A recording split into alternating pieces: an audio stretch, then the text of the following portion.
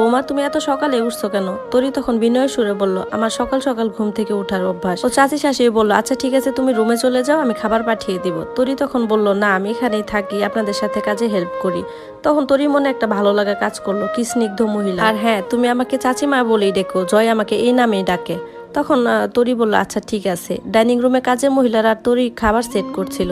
এই সময় তরি শাশুড়ি আর খালা শাশুড়ি এলো সেখানে। তখন তার খালা শাশুড়ি বলল, তা মেয়ে, কখনো কি ভেবেছিল এত বড় বাড়ির বউ হবা? তখন তরি চোখটা একটু উপরে তুলে নামিয়ে রাখলো। আপা, এক কাজ করো, তুমি বাড়ির একটা কাজের লোক বাদ দিয়ে দিও, এই মেয়েকে কাজের লোক হিসেবেই রেখো, তোমার একটা লোক বাঁচবে।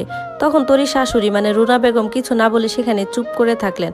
পাশ থেকে জোরে একটা কণ্ঠস্বর এলো, কি বললা তুমি খালামণি? তোমার সাহস কি করে হয় আমার বউকে তুমি এইভাবে অপমান করে কথা বললা? আর আম্মু, তোমার সামনে তোমার বোন আমার বউকে অপমান করছে, তুমি কিছু বললা না কেন?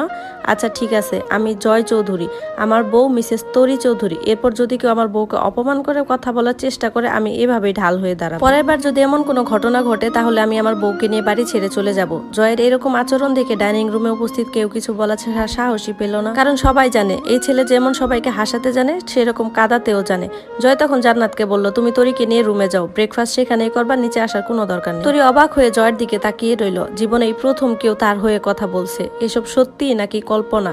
যাই হোক, পরে জান্নাতের সাথে সে উপরে চলে গেল। নাজমা চৌধুরী তখন তরির দিকে অগ্নি চোখে তাকালো আর মনে মনে বলল, এই মেয়েকে আমি কিছুতেই আমার ছেলের বউ হিসেবে মেনে নিব না। দুপুরের দিকে জয়ের বন্ধুরা আসলো বাসর ঘর সাজাতে। জয় তখন তাদেরকে বলল, আরে আমার বাসর টাসর কিচ্ছু হবে না রে, এই মেয়ে তো আমাকে দেখলেই ভয় পা।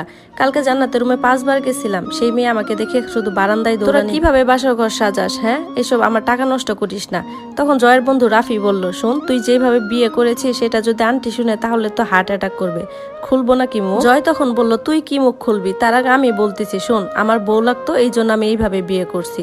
আর আমি কি করছি না করছি সেটা আমি ভালোভাবেই জানি। তোরা তাড়াতাড়ি আমার রুম থেকে বের হ। আজকে একটা স্পেশাল দিন, আমি রূপচর্চা করব, এই কথাটা কেউ ভুলিস না। লাজুক হেসে তার বন্ধুদের এই কথা বলল জয়। এরপর জয় জান্নাতকে ডেকে নিয়ে বলল, জান্নাত শুনো, এই লাগেজটা তোমার কাকির জন্য নিয়ে যাও, আমার দাদিমা ওর জন্য গয়না পাঠাইছে, আর বলছে বিকালের দিকে যাতে এগুলা পরে সেজে গুজে রেডি থাকে। জয় এরপর ওর মায়ের রুমে গেল, গিয়ে বলল, আম্মু আসবো? তখন তার মা বলল, আমাকে আর তোমার প্রয়োজন আছে? তুমি তো নিজের ইচ্ছা মতো সবকিছু করতে পারো, তাহলে আমাকে আর ডাকছো কেন? জয় এগিয়ে গিয়ে তার মায়ের পায়ের উপর মাথা দিয়ে শুয়ে পড়লো। আম্মু, আমি জানি তুমি অনেক কষ্ট পাচ্ছ, আর কেন পাচ্ছ সেটাও জানি, কিন্তু আপাতত আমি তোমার জন্য কিছু করতে পারছি না। আমি যদি তোমাকে কষ্ট দিয়ে থাকি তার জন্য খুব সরি।